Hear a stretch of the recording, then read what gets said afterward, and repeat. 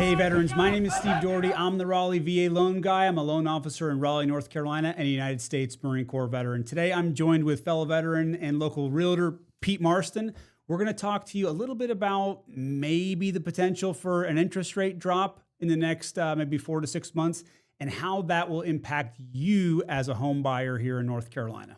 Okay, so I think most people are in agreement who are paying attention to the market and the Fed, and then maybe the kind of the change that's maybe coming. Yeah. That will probably be in a lower interest rate environment sometime in the next 4 to 8 months. Whether that's 3/8 lower or a full percent lower, who knows? But it seems like it is coming. So there's really no drawbacks to lower interest rates, right? Higher purchasing power, lower monthly payment. I'm the finance guy. It sounds perfect to me. What are there any drawbacks that I'm not thinking about? Yeah. Well, heck, we might see some rates drop a little bit in 4 weeks, and we'll talk about that in a minute. But drawback is obviously everybody was going to want to get back into the market, right? So there is so much pent up demand in terms of people who want to move. That bought a house, 2, 3, 4 years ago, and life has changed. But that interest rate of, 2.9 or 3.25 is just locking them into that house, right? And there's a lot of people that look at 6.25 or 6.5, and they think, man, that's just a big jump. And if I could just get under 6%, it's kind of a common theme. Like if I could just get under 6%, then I really think about jumping back in the market. So the drawback is as we come back down, there's going to be more people that come back into the market. And when more people are in the market, there's probably going to be more competition and prices start to kind of increase again. So, your buying power that you think you're getting with that lower interest rate may not actually be real buying power. It might look good on paper, but unless it's timed just perfectly, which some people will do, and people try to do that with the stock market, try to do it everywhere. Probably not the best thing to try to do is you're going to end up seeing that buying power erode, even though you have a bit of a lower interest rate. Right. So lower interest rates invites more buyers into the market. More buyers equals more demand. Increased demand probably equals higher prices. Higher prices, and think about that, right? So, it's very common that people have talked about,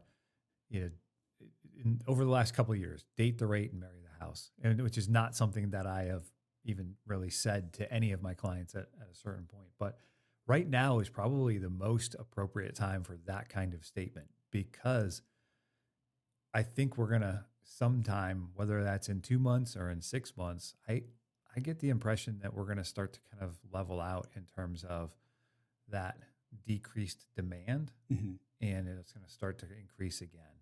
It feels like that to me. And when I'm watching what the Fed is going to do, and you watch, if you dig even deeper into the 10-year treasury, like it just seems like that's kind of where we're going to head. And I don't think we're going to see anything like we did during the pandemic, but right.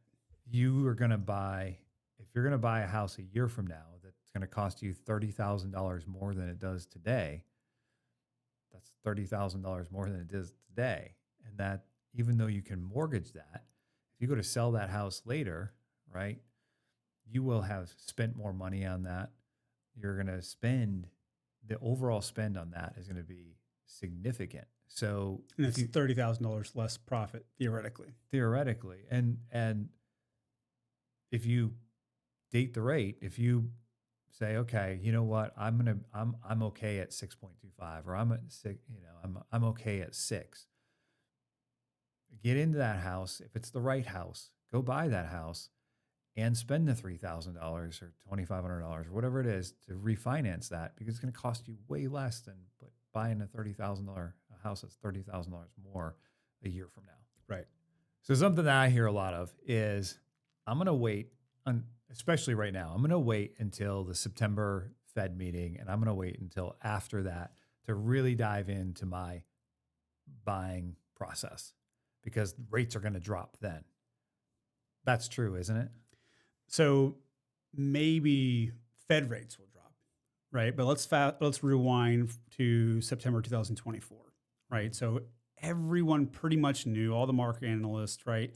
The pricing guys for mortgage-backed securities, everyone saw a Fed cut coming, right? And so they had already included those, they'd already anticipated that mortgage interest rates were already low. They'd already been dropped. Yeah, I have a lot of people who are disappointed, when they saw that, and then they're like, "Well, wait a minute! I thought the Fed just dropped interest rates, and now I don't see it in the mortgage rates. Yeah, what happened?" Mortgage interest rates last September actually went up because the Fed didn't cut as much as people anticipated. Right. So everyone's waiting for this big cut. Guess what happens? Interest rates went up. People think, how is that even possible, right? So a couple of things to keep in mind. The Fed sets the yield on the Treasury. They do not set mortgage interest rates. Now, they tend to be tethered because they're sort of competing investment vehicles, right? They're kind of low yield or low return, we'll say, but ultra stable, right? I mean, you're going to get the kind of a guaranteed return on it. Right. So but the thing is, all this anticipation that we're talking about that, maybe you're reading about online, like mortgage-backed securities can be priced accordingly. They can anticipate that too, and they may want to get aggressive with pricing. So it's not a guarantee that just because the Fed cuts rates, mortgage interest rates will exactly follow suit. And then, another thing could happen in any kind of geopolitical event that maybe that rallies the stock market. A rallied stock market usually isn't great news for mortgage-backed securities. Right. So kind of long story short is, just because maybe a Fed cut does happen, right? And I really hope it does. It'd be good for my business as well. But just because a Fed cut happens does not necessarily mean that there's a guarantee that we'll have a dramatic improvement to mortgage interest rates. And I think people need to be mindful of that, especially if you're kind of waiting to get into that market. And then that comes, and maybe we're in a busier market and rates haven't dropped, then you have no benefit, right? You haven't gotten anything that you wanted. Now prices are higher on the homes and the interest rates haven't really dropped, right? And you're going to be wishing you could have rewound life back to September or August. And right now, rates aren't bad. That's the other piece of it is you and I talk about this pretty frequently that like rates are pretty good right now, but there's not that much activity. So while that's not great for me, I'm not doing as much volume as I typically do. It's pretty good news for a buyer, right? So you kind of get news for a buyer. Kind of get the best of both worlds, right? Prices are lower. Rates are not bad. Right. And maybe you're a little bit insulated by where rates are right now. Right. Whereas if we have a big drop in interest rates, like we said, we know what's going to happen. Everyone's going to come out of the woodwork. It's, competition is going to heat up. Prices are going to go up. But, talk about having your cake and eat it too. If you buy now at maybe a better price now than maybe in February when rates are lower, but let's say rates do drop by then, guess what? Refinance, like you said. So in that case, you really do get the best of both worlds. You get the lower purchase price now. You're not you're not involved in the feeding frenzy. You're not getting thrown into a shark tank of a really competitive market, and you get to refinance. So you get that good rate that everyone else is waiting for, down the road. Right. Something I want to be cognizant of as well in that discussion is, when I talk to people that want to move up in their house and they're like, okay, I get this idea of date the rate and marry the house. But when I go and buy that house, or when you go to buy that house, it's important to remember that rate that you're buying it at, you still have to be comfortable with that rate. Mm-hmm. And being comfortable at that rate could be for 6 months. It could be for a year. It could be for 2 years.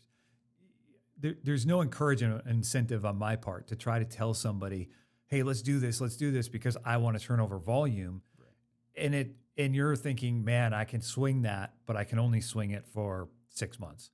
Or man, that pushes me to the edge of my limit. And, if there's a blip in my radar in terms of things that may happen, my car breaks down or, wife, loses her job or I'm unemployed for 6 months.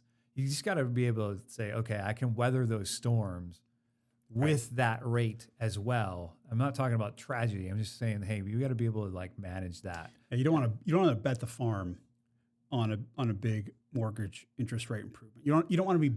You want the refi to be great news. You don't want it to be a relief, desperate relief. Yeah, it's going to bail you out, save you from disaster. Right. So I think it's important that you hear those terms, date the rate and marry the house, and you kind of feel like there's this pressure in the, from realtors or from lenders to say, go jump into this and buy a house now.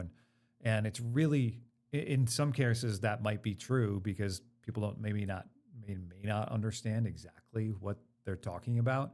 But in this scenario, what we're talking about is like, hey, really, if it's in the wheelhouse, now is really a good time. And now is probably better than later. Is there an opportunity at some point where the perfect storm comes together, where the interest rates are low and there's low competition? There's going to be a day. There's going to be a 24-hour period or a 48-hour period where that is absolutely true. The sweet spot. The sweet spot.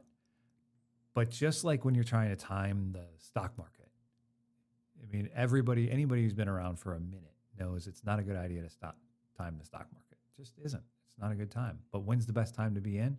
Right now. Right. So again, my name is Steve Doherty. I'm the Raleigh VA loan guy. I'm a loan officer here in Raleigh, North Carolina, and a United States Marine Corps veteran. I want to thank Pete Marston again, Army veteran, local real estate agent, for collaborating in this video, sharing some insight into the real estate side of the house. If you would like me to get you pre-approved, I'm licensed to do business in South Carolina, North Carolina, and Virginia. I'd love to get you into your next home.